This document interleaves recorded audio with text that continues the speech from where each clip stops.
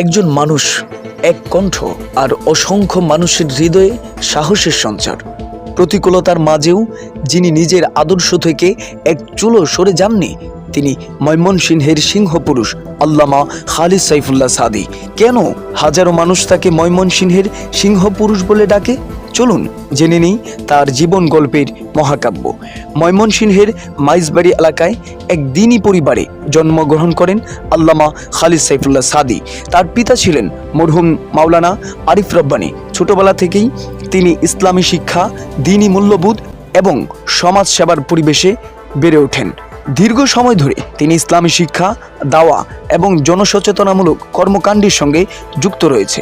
তার বয়ান ও বক্তব্যের অন্যতম বৈশিষ্ট্য হল স্পষ্টভাষিতা এবং দ্বীনি বিষয়ে দৃঢ় অবস্থান। আর এই কারণেই ময়মনসিংহ সহ দেশের বিভিন্ন অঞ্চলে তিনি একজন পরিচিতি বক্তা ও আলেম হিসেবে পরিচিতি লাভ করেন। তিনি বিভিন্ন ইসলামী সংগঠনের নেতৃত্বেও যুক্ত রয়েছেন। সংবাদ মাধ্যমের তথ্য অনুযায়ী তিনি হেফাজতে ইসলাম বাংলাদেশের কেন্দ্রীয় পর্যায়ের দায়িত্ব পালন করে যাচ্ছেন এবং ইত্তেফাকুল উলামা বৃহত্তর মোমিনশাহির সঙ্গেও সম্পৃক্ত রয়েছেন। তার জীবনের পথ সবসময় সহজ ছিল না। 2021 সালে দেশের রাজনৈতিক অস্থিরতার প্রেক্ষাপটে তিনি গ্রেফতার হন এবং এই ঘটনা জাতীয়ভাবে আলোচনার জন্ম দেয়। আল্লামা খালিদ সাইফুল্লাহ সাদী একটি সুপরিচিত নাম।